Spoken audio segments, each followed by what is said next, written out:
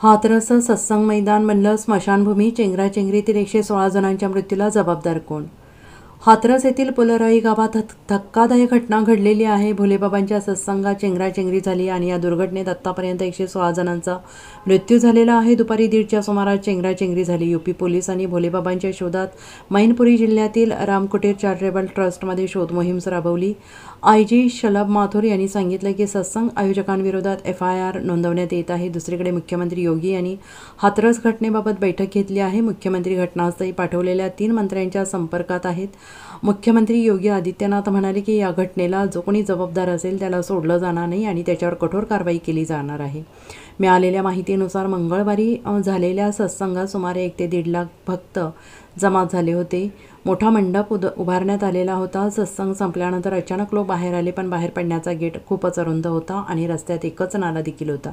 आजूबाजूला चिखल होता आणि याच दरम्यान चेंगराचेंगरी होऊन लोक एकामागून एक नाल्यात पडले आणि सुमारे 1.5 ते 2 तास तिथे दबले गेले.